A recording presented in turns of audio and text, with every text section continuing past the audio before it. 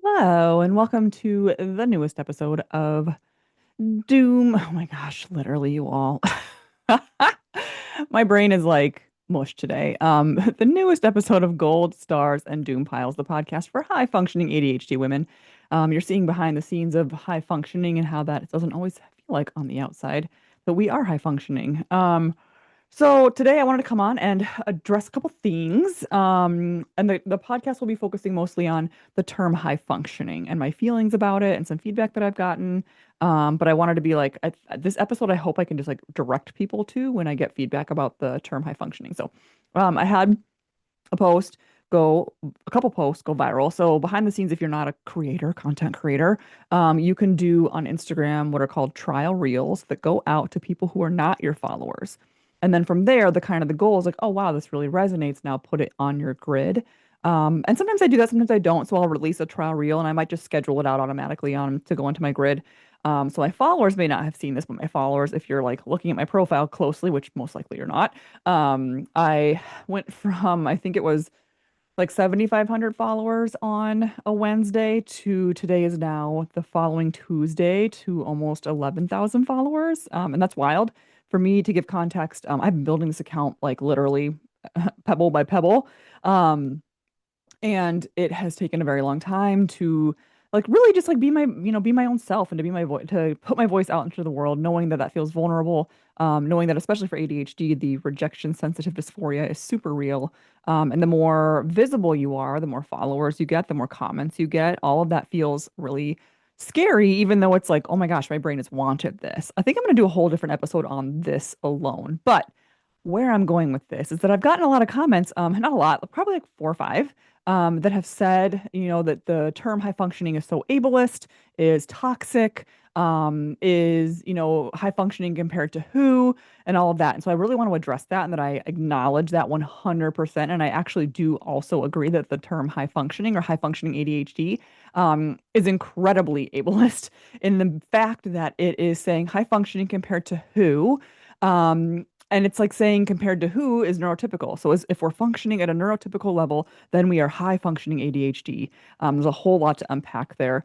And the reason why I continue to use that phrase is because that is the phrase that is reflected back to me from clients.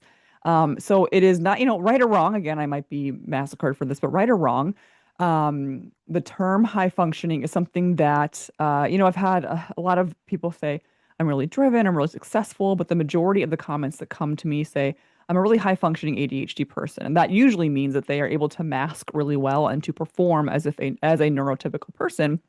But behind the scenes and everything we do in coaching is helping them to make that mask go away or heck of a lot lighter, helping them to not have to burn themselves out, right? So I think that's the benefit in knowing kind of the reason why I use that term high functioning is because it's what it's their words back to me.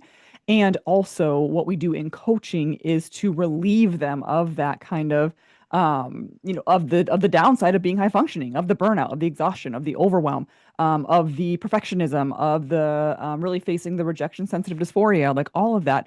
So when I talk about high functioning women, it's not like I'm going out there and being like, and you need to stay high functioning. It's like you're probably high functioning and burnt out, or you're probably high functioning and overwhelmed, or you're probably high functioning and just like in a spin cycle. And what we do in coaching is we continue to help you to live a life that you feel really good about, but to also help you do things behind the scenes that avoid exhaustion, right? Helping you be more efficient, more consistent, but in ways that aren't like willpower and like stress and chaos based. So that's really we solve the downside of high functioning, but it totally is an ableist term where it's like high functioning compared to who, right? And that is neurotypical people, and it speaks to the fact that the world is not built for us, that the world is very much built for a neurotypical mind, which is why we then have to perform and why we then call ourselves high functioning, right? So it's kind of like a chicken or egg. I don't know, not chicken or egg, but kind of like a loop thing, if you want to say. So I just wanted to record this podcast and really acknowledge that I see that it's problematic. I see that it's toxic. And I see that if it's very akin to like diet culture, where it becomes kind of what we're soaked in and what we're like, okay, like this is the epitome. You want to be like a neurotypical and producing like a neurotypical, and that's what we're doing, and that's high functioning ADHD, and that's not where we want to land. I want us to be functional. I want us to be functioning in our own, but even high functioning honestly has a kind of like overachiever, burnout, perfectionist tone to it, right? So I do recognize that it's problematic. I continue to choose to use it in my branding and marketing because that is what signals to the women that can use my help the most. They see high functioning and they go, yeah, I get that. When I talk about it, when I talk about like being able to crush it at work, being able to, get the gold star, you got really good grades, you have the degrees, you're managing the team at work with them behind the scenes. No one gets to see, no one sees the consequences of what that high functioning is, which is burnout, exhaustion, putting yourself last, eating like a trash panda, as I always say, getting really crappy sleep, finding numbing techniques, whether that is overspending, that's over drinking, that's overeating. And so recognizing the toxicity of having to be high functioning, and I help enable women to not have to carry that mask, to be neurodiverse, to have ADHD, and also function in a way that honors their neurodiversity, that honors their ADHD. That's the entire thing that we do in my youth supported one-on-one coaching program. That's the entire thing that I teach in the ADHD manual guide, is really learning the skill sets that allow us to understand our ADHD better. First, awareness, right? And then take action that is in alignment with our neurodiverse brain, our ADHD brains. So, yeah, and maybe in the future, I don't know, maybe people change. I change. I'm always open to conversation, and open to feedback and open to hearing other points of view.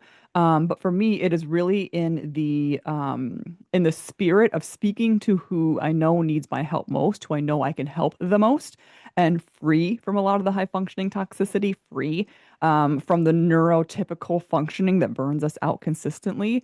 And that is why I use the term high functioning in my marketing and my title and like literally everything I talk about high functioning ADHD women.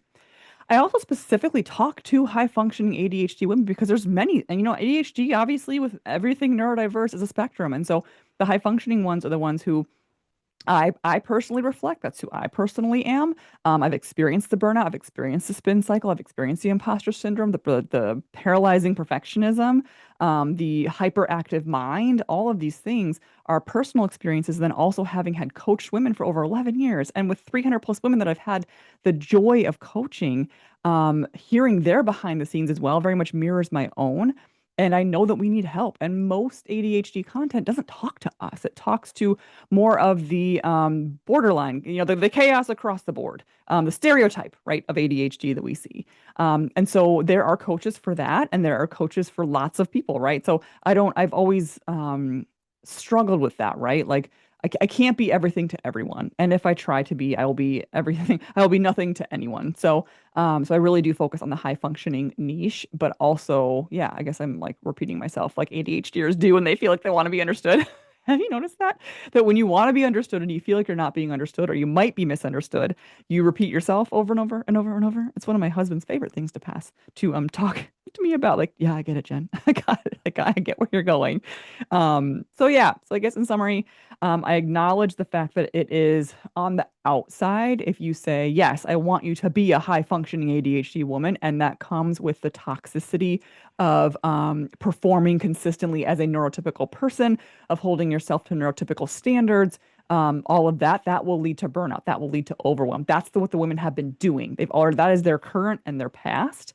And then in my coaching, when I speak to high functioning women, I'm like, yo, I see what you are doing. I know that burnout. I know the overwhelm. I know the struggle behind the scenes. I know how you don't get a breath of fresh air. You don't get those exhales. You don't get sips of air in your day because you are so trying to be neurotypical, so high functioning ADHD, right? And so how do we unwind those patterns, and how do I and that's what we do in coaching, right? So that's the question that I answer. How do we get ADHDers more functional, more rooted in self-belief? How do we repair their self-trust by detoxing them from the neurotypical advice, from the neurotypical world that they live in? And again, understanding we have to play the game sometimes, but how do we play the game more mindfully so we are choosing it? And how do we then bolster ourselves up when we know we have to play the game in a certain way, right? So that we are not burnt out, so we don't have to use our entire weekend just to couch rot, so that we actually are mitigating the effects of sometimes needing to mask. And yes, is it ideal to like be able to not mask at all and to just live in this neurodiverse world and to get the accommodations we need because we live in a neurotypical world? Abso-fucking-lutely. Is that often realistic? Currently, no. And so that's where coaching meets that bridge of like, hey, I understand we have restraints where you have to do certain things. And I'm going to do another podcast called Fuck the Patriarchy Hours, and it's going to be so good. But yeah, so I really, again, this is where I'm going to point people to when they say, hey, it's really toxic or it's really ableist. Yes, I acknowledge that. And the work that I do is to detox people from that, is to show them ways to work with their neurodiversity, to work with their ADHD in a way that honors them and that really builds that self-trust as well as builds in those systems and routines that are actually functional for them and not holding them up to a standard of continually masking as a neurotypical, continually burning out, spin cycling, overwhelm, all the things. So that's what I got for you today. If you're ready for more support, you can head to the show notes. There's a link in there for my you supported program. You can find me everywhere, literally. I feel so blessed that I have all the places. Anywhere you want to find me is Coach Jen T. Johnson. Um, and yeah, keep giving me feedback. Find me on Instagram. Let me know if you listened to this, if it made sense. If I'm missing something, I'm totally open to that. I will let you know though, when I do get feedback immediately, I've been working on acknowledging the like shame that comes with that. And they're like, I'm wrong. I want to burn it down, close it down, shut my Instagram, don't want to talk to anybody. That's the rejection sensitive dysphoria. So it might take me a little bit to reply to you. But I do see gold in what you're saying, and I do want to respond to it, knowing that I'm out here doing the work for helping ADHD women be functional, but in a way that honors their ADHD, right? And gets them out of this high functioning, high overwhelm pattern that we are in that causes the burnout. So that's what I got, my friends. That's the episode. I'll talk to you soon.